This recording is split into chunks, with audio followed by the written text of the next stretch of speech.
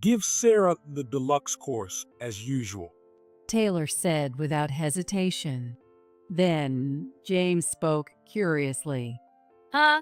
Mom gets instant noodles, right? What are you talking about, James? Well, whenever we order pizza, Mom always has instant noodles, right? Taylor panicked at James' words. This is it, I thought, and I finally said it. Why don't you give the fancy meal to your 23-year-old mistress? Needless to say, the room froze at that moment. The die was finally cast. Taylor is flustered.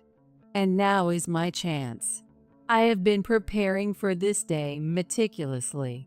I have plenty of evidence, and there's no way he'll have any excuses.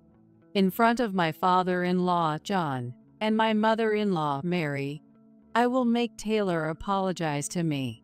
Then, I'll slam the divorce papers down. But I don't intend to end it with just our divorce. The flames of my revenge won't be extinguished by something so small. I won't be satisfied until I expose everything. I looked at Taylor and smiled wryly. My name is Sarah Moore. This year marks my milestone 40th birthday. Normally, it's the age when one starts thinking about retirement, but I can't afford that luxury. My husband, Taylor, who is 2 years older than me, is a government employee.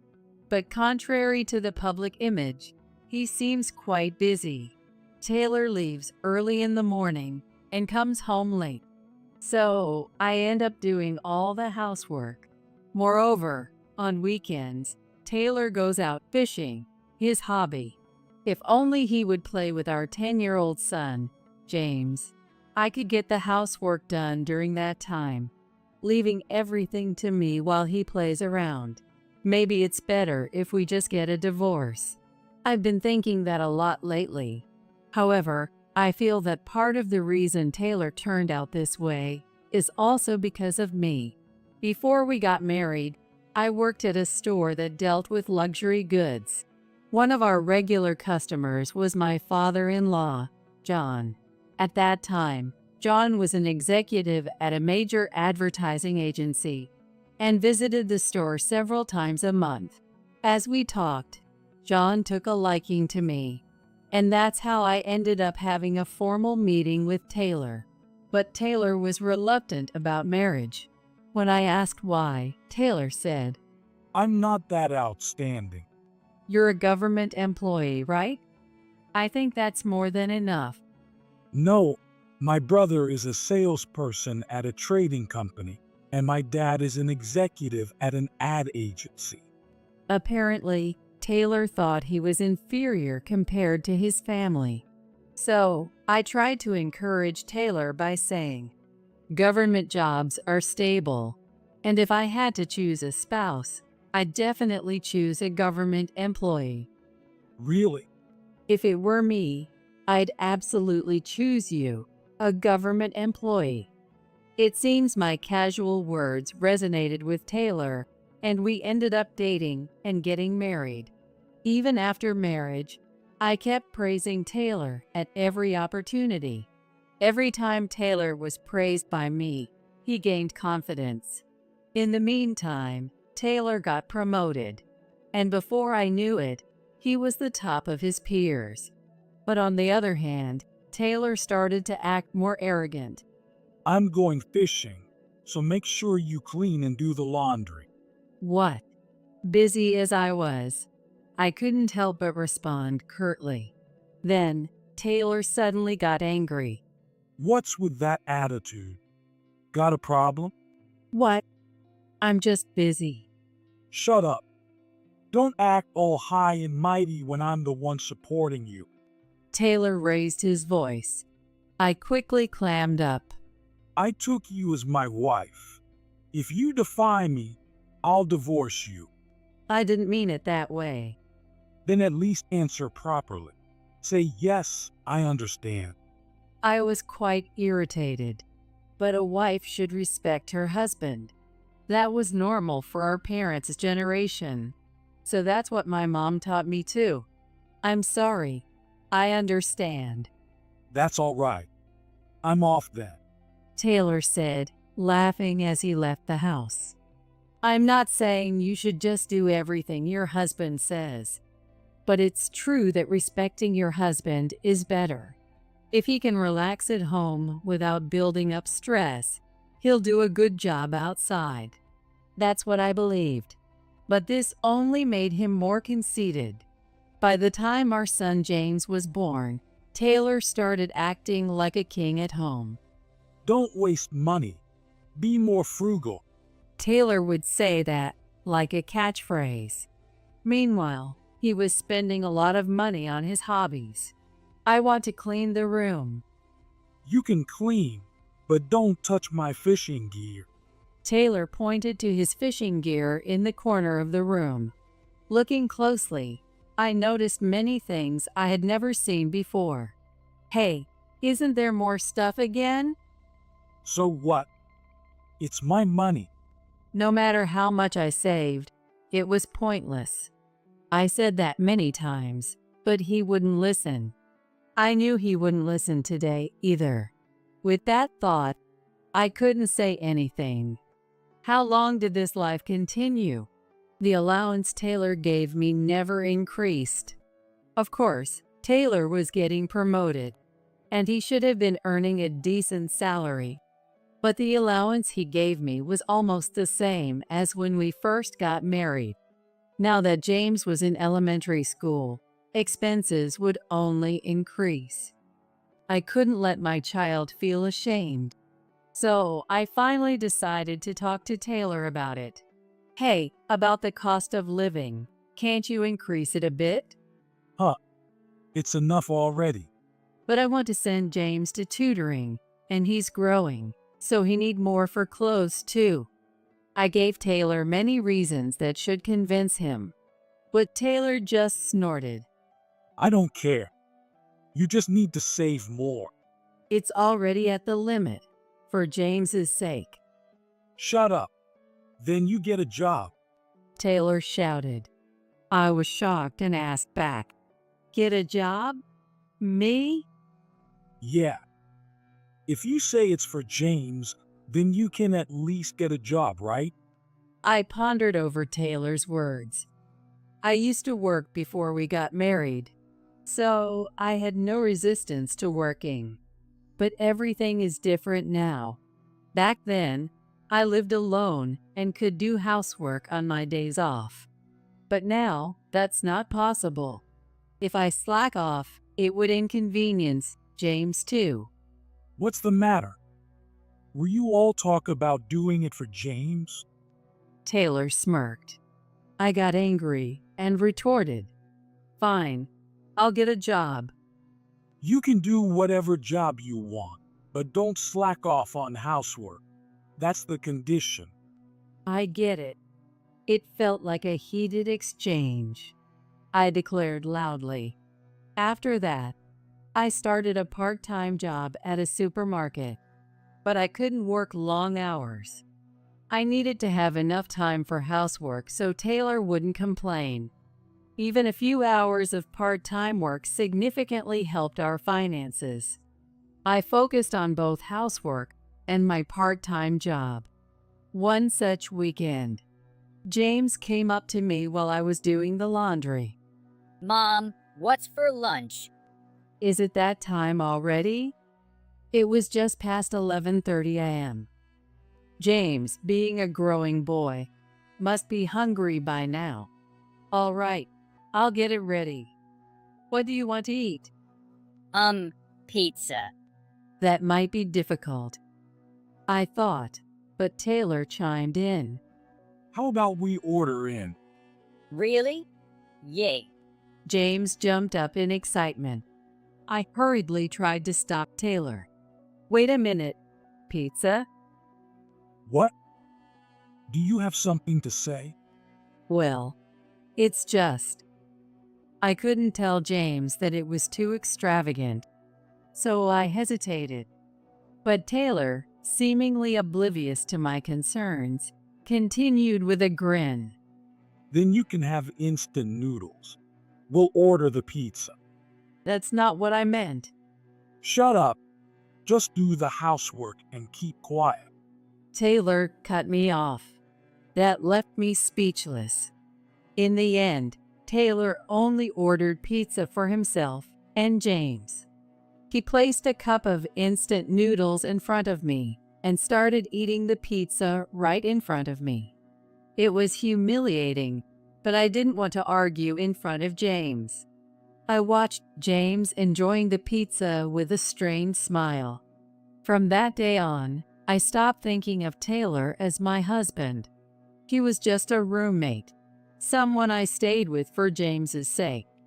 I want to get a divorce once James grows up. That's how I started thinking. But it wasn't all bad.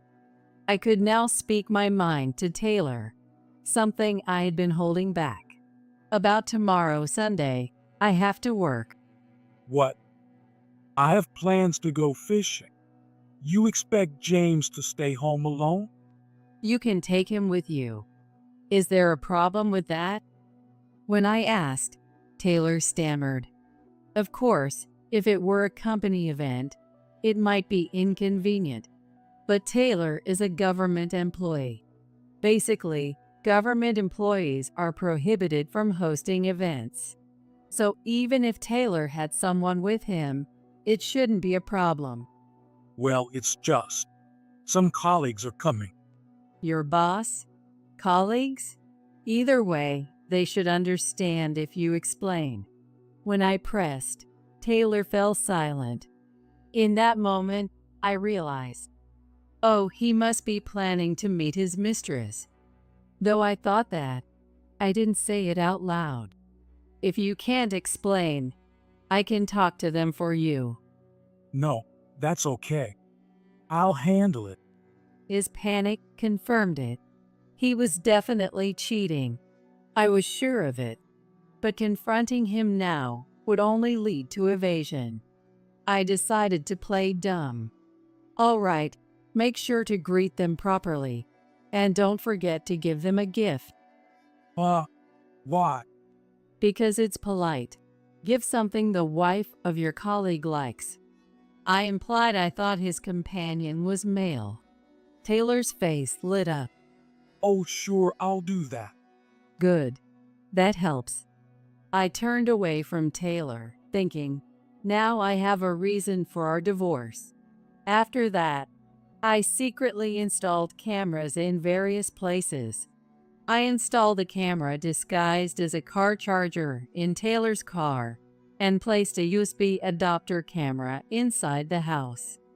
Of course, the evidence of his cheating should be captured by the USB car charger camera. I plan to use that footage to request a behavior investigation. That's what I was thinking. I also hoped that the indoor camera would capture Taylor's verbal abuse towards me. But that might not happen much. Our conversations had drastically reduced. At one point, he often told me to save money, but he rarely said it lately. Maybe it's because I started working part-time and stopped mentioning household expenses to Taylor. We're not flush with money, but it's not bad enough to complain like before. I figured it was better to stay silent than say something and get snapped at. But the verbal abuse didn't stop entirely. Sometimes he'd say things like this. Is dinner ready yet? Sorry, I'm a bit late because of work. What? Are you kidding me? If you can't do the housework, don't bother with a part-time job. I couldn't respond to Taylor's words. He also said things like, Take out this trash. oh sure. What's inside? Does it matter? Taylor raised his voice. I flinched, but still asked, we need to sort it properly. It's old fishing gear. You sort it and throw it out. Got it? He stomped his foot in frustration. I nodded quietly, flinching at the sound.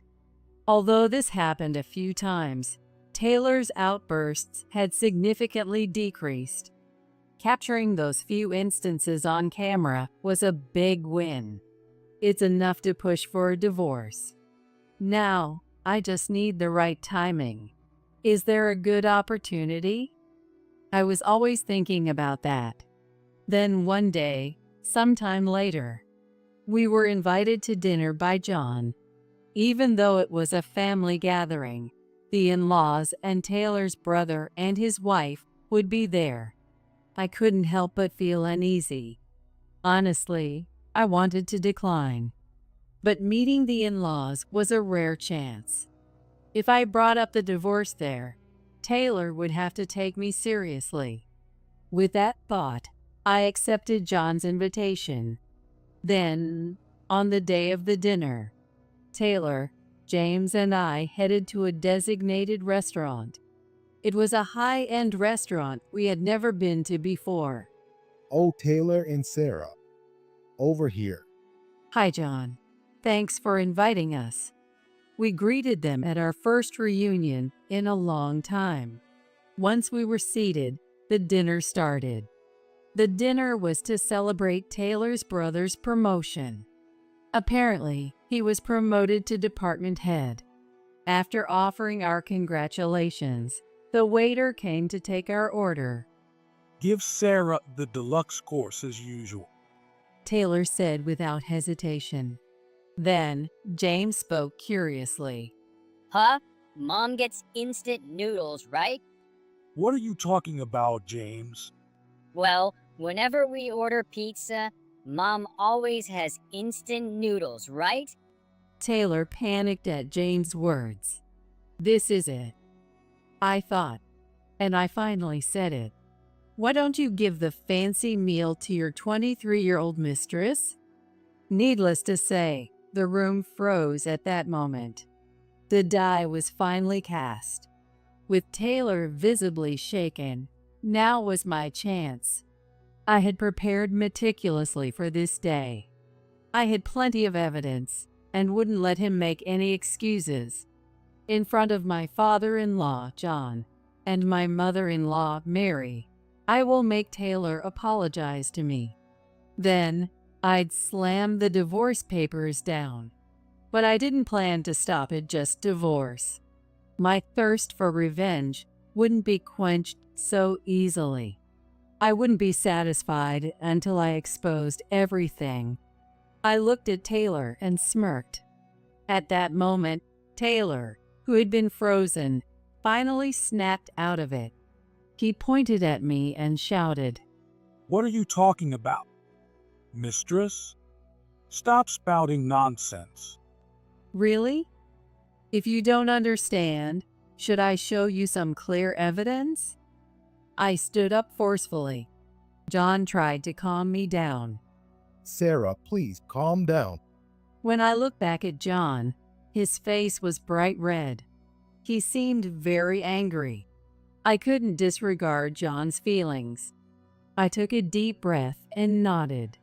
Okay, let's leave the restaurant. Michael, you stay here with James. Can you take care of him? Michael is Taylor's brother's name. Michael nodded slightly. I don't mind, but Thank you. Please take care of James. all right. In the end, James was left with Michael and his wife. Then I left the restaurant with my in-laws and Taylor. We headed straight to the in-laws' house, and as soon as we entered the living room, John raised his voice. Taylor, what is going on? Oh no, this is just Sarah's fabrication. Taylor began to stammer and make excuses. I listened with a frown. He claimed he would never cheat. He said the cup noodle story was also nonsense. Taylor kept insisting on such things. I listened in silence. After Taylor finished his excuses, John turned to me. That's what Taylor says, but let's hear Sarah's side. Yes, it's a fact that Taylor is having an affair. As soon as I said that, Taylor shouted, That's a lie. You don't have any evidence, so don't act so high and mighty. Evidence? I have it. What? Taylor was visibly flustered. I sneered and reached into the bag I was carrying.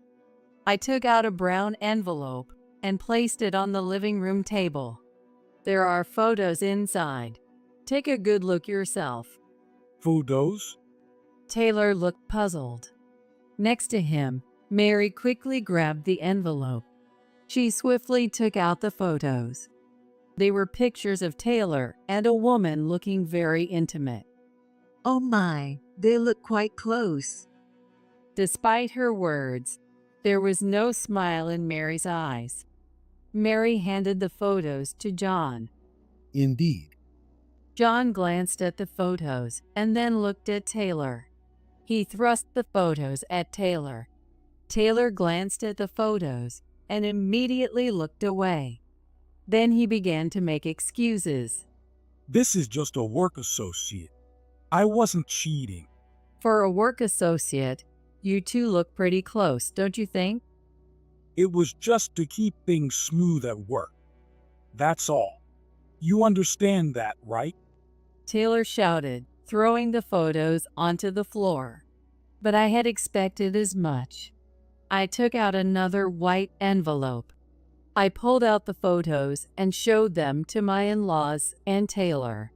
These are from a different day, but do you need to get this close with a work associate? The photos showed Taylor and the woman looking at each other like lovers. There was no way he could make excuses for these. Anyone would see them as a couple. Of course, my in-laws thought the same. Mary looked at Taylor and asked in a low voice, You can't excuse this. Were you having an affair? Oh, well, Answer clearly. Taylor flinched at Mary's loud, firm voice. His eyes darted around, and he looked down. He was probably trying to come up with his excuse. Taylor's lips trembled slightly. Why don't you just admit it, Taylor? Well, I know. These were secretly taken. This is illegal surveillance. Taylor turned to me. With a slight smirk, he pointed at me. Secretly taking photos is a crime. It's an invasion of privacy. This can't be used as evidence. But you were cheating, weren't you? No, I wasn't. This can't be used as evidence. Taylor shouted and tore up the picture I had given him. Then he started laughing loudly. Ha ha ha. It's truly pathetic. He should just admit it. I sighed. What's the matter? Is that all? Yeah, I figured. The evidence was useless. Then, would you accept the findings of an independent investigation? As I said this, I took a large clear file out of my bag. I placed it on the table and began to explain its contents. This is the result of Taylor's behavior investigation that I requested. I hired a proper detective agency. Behavior investigation. I figured you'd make excuses, so I got clear evidence. When confronted with hidden camera footage of an affair, most people admit to cheating. However, some, like Taylor, claim it's an invasion of privacy. That's when third-party evidence comes in handy. It's more convincing because it comes from an uninvolved party. So, do you still have excuses? I asked, and Taylor collapsed to the floor. I placed the investigation results in front of him. Take a good look with your own eyes. You cheated, didn't you? Yes. Taylor crouched down on the floor. I looked at him, shrinking before me, and then asked for his agreement. You'll agree to a divorce, won't you? But what people would say. I understood his concern about public image. But this was his doing. After cheating on me, is he seriously trying to say he doesn't want a divorce now? Honestly, it makes me furious. I clenched my teeth and said to Taylor, You know, cheating wasn't the only thing you did. What? Don't play dumb. Did you forget what James said earlier? I stared at Taylor. Then John interjected. That's right. James mentioned that Mom always has instant noodles. Yes, that's correct. Can you explain that in detail? John glanced at Taylor. Taylor flinched and looked down again. Sure, actually. I explained the situation to John. First, I explained how Taylor became arrogant after our marriage. Then, I talked about how he demanded excessive frugality from me. I also mentioned that whenever we ordered takeout, only I had instant noodles. Additionally, I spoke about the verbal abuse he directed at me. Just do the housework and keep quiet. If you can't do housework, don't bother with a part-time job. I told John all these things. Hearing this, John was furious. He shouted at Taylor, who was still crouching. Who do you think you are? Sarah was doing the housework for you all. That's not true. Taylor tried to make excuses again, so I cut him off. I have evidence of that too. You think I only recorded inside the car? When I said that, Taylor fell silent. It seemed he understood. In fact, the camera I placed inside captured Taylor's verbal abuse. I had the videos on my phone and could play them right then and there.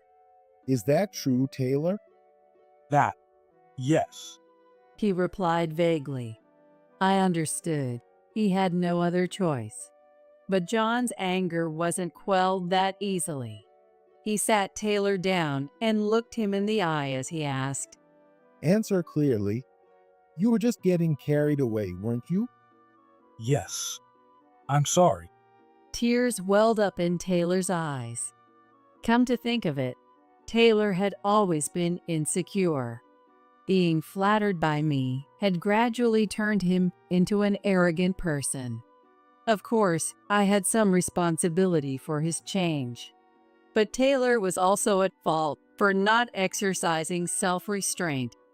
I wished I had managed things before it came to this. I needed to reflect on that. As I thought about it, Mary tugged on my arm. Then she said, You have evidence of the verbal abuse, right? Can you show it to us? Oh yes. I showed Mary the video on my phone. Taylor's harsh words echoed from the phone. I turned my face away reflexively. It's over now. I kept repeating that phrase in my mind to reassure myself. After watching the video, Mary quietly asked Taylor, So, how do you plan to take responsibility, Taylor? Well, I won't cheat anymore. Not cheating is a given. Mary's words left Taylor hanging his head. It seemed Mary had given him a nudge. I made up my mind. I took out the divorce papers I had prepared from my bag. Sign the divorce papers. Divorces. Sign them. At my firm words, Taylor slowly nodded. I handed him the divorce papers. Taylor signed the papers in front of me. I said to Taylor while he was signing, I will also demand alimony, so be prepared. Understood. And I will take custody of James. I can't trust someone who cheats. Taylor could only nod at my words. After receiving the signed divorce papers, I said goodbye to my in-laws and left their house. I then went to pick up James. After thanking Michael and his wife, I took James home. Hey, where's Dad? That is. How should I explain this? I was worried, but hiding it wouldn't help. Your dad and I have decided to live separately. Is it because I mentioned the instant noodles? James looked sad. Even as a child, he might feel responsible. No, it's not that. Your dad and I decided this a long time ago. I told a small lie, but it was a lie for the sake of my child. I hope God would forgive me for this. With that thought, I began to clean up the room. James, understanding our divorce, silently cleaned up his room. Once we finished, I took James and left the house. We headed to my parents' home. On the way, I contacted my dad. I sent him an email explaining the circumstances of the divorce. Thanks to that, we were welcomed at my parents' home without any trouble. Shortly after arriving at my parents' house, John called me. You'll need a job now that you're divorced. John used his connections to help me find a job. It was an office job at a travel agency run by one of John's friends.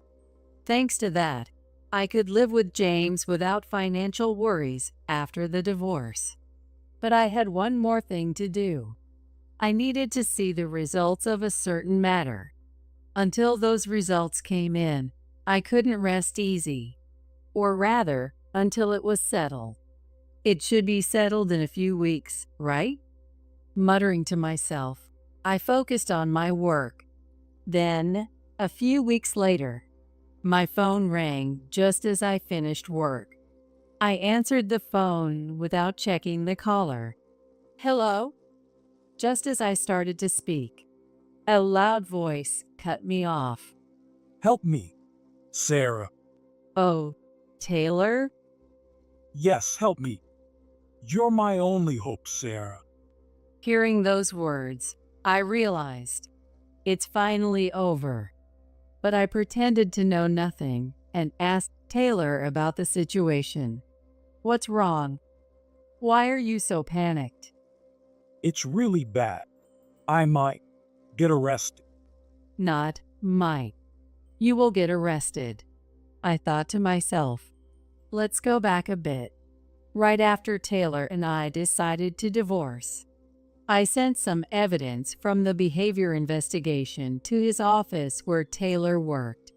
One was a photo of Taylor with his mistress, a woman named Lauren, and the other was a photo of Taylor, Lauren, and Lauren's boss together. Lauren worked for a local construction company, and Taylor was in the city's civil engineering department.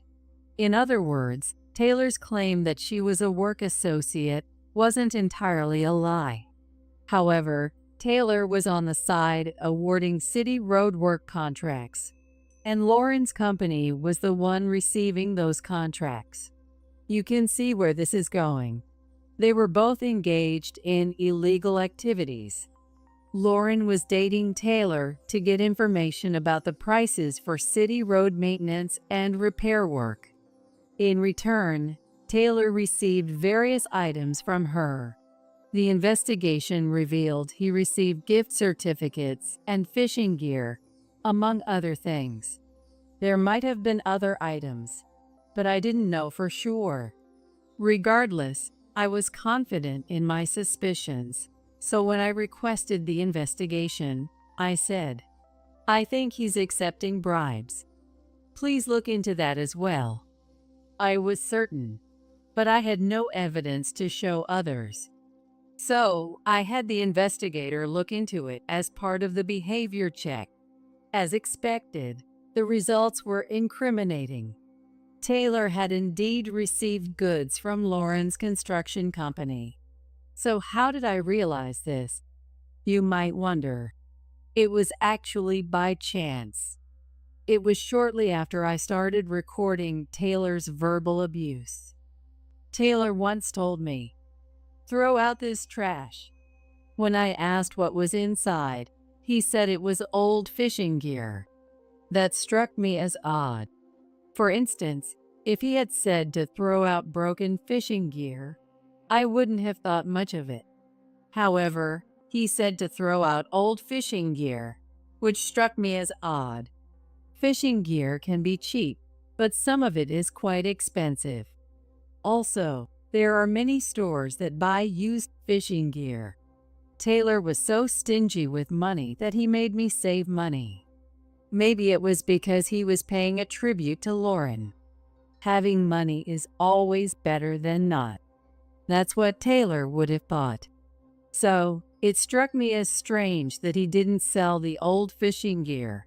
If he wasn't selling it, maybe he couldn't sell it. There must have been a reason he didn't want anyone to know. Thinking along those lines, I came to one conclusion. Maybe Taylor had obtained the new fishing gear in a way he couldn't openly admit. Of course, this alone didn't point to bribery. But then, the camera inside the house provided the decisive evidence. In fact, Taylor was caught on camera having a phone conversation with someone saying, "Can you make it travel vouchers next time? I want to take my mistress to a resort hotel." When I saw that footage, I was truly speechless. In just a few lines of conversation, he had confessed to both cheating and bribery. But that solidified my resolve. This man wasn't worth saving. I wouldn't just divorce him, I would make sure he paid for his crimes. So, I sent the evidence to various places, and you'll definitely get arrested. It was you. I'm not the bad one here. You are. When I said that, Taylor fell silent. It seemed he finally resigned himself to his fate. As I was thinking about this, another voice came on the line, separate from Taylor's. "You're Taylor's ex-wife, aren't you?" Huh? Who is this? "This is Lauren. Just because you got dumped doesn't mean you have to be so dirty." The woman calling herself Lauren shouted. I could only sigh at her words. There's no point in arguing with her. I was about to hang up, but she took my silence as a chance to start complaining. "Can't let go of Taylor, can you? Acting like this isn't cute, old lady." That really got to me. I put the phone back to my ear and spoke in a slightly lower voice. Who are you calling an old lady? "You, obviously, at 40, you're definitely old." I don't need to hear that from someone with no manners. I snorted. Lauren spoke again, sounding triumphant. "You're just bitter. If you're upset, just admit it." I'm not upset at all. "That's what being bitter sounds like." Lauren's laughter echoed in my ears. Unable to bear it, I said one last thing. People who can't follow the rules of fidelity and relationships find societal rules difficult too. "What did you say?" I mean, you act like it's someone else's problem. You might get arrested too. As soon as I said that, Lauren's tone changed. "What? Why would I?" You're involved, aren't you? If Taylor gets caught, they'll investigate you too. "No, wait. That can't be true, right?" Lauren suddenly panicked. I laughed and replied, It's true. And before you get arrested, make sure you pay the alimony. "What? Wait. I can't afford that." Wait for a call from my lawyer. "No." Lauren's scream was so loud that I quickly hung up. After that, Taylor was arrested on bribery charges. Lauren's company was also under investigation. What happens to Lauren is still unknown, but it seems she's being questioned. In any case, as long as she pays the alimony, I don't care what happens to her. After Taylor was arrested, John called me. We've decided to move to the countryside. After Taylor's arrest, rumors spread in the neighborhood. So they decided to move to the rural town where John's brother's wife, Emily, is from. Of course, Michael and his wife were moving too. When I heard this, I felt a bit sorry. However, Michael had always planned to take over Emily's family's farm eventually. This just sped things up a bit, so don't worry about it. That's what Michael told me. I have my thoughts, but I respect their decision. By the way, I'm working hard at the office job John introduced me to. James was depressed right after the divorce, but now he seems to be back to his old self. He had to transfer schools, but I think he's fitting in well at the new one. I'm home. What's for a snack, Mom? There's pudding in the fridge. Wash your hands first. Okay. James ran to the bathroom, full of energy. I asked him, "How about visiting Grandpa and Grandma during the summer vacation?" Grandpa refers to John. He was told by his grandparents to come and visit. Honestly, I was hesitant. Wouldn't it be hard for my in-laws to see me? But despite my worries, James answered with an untroubled smile. Yeah, I want to go. At that moment, all my doubts vanished.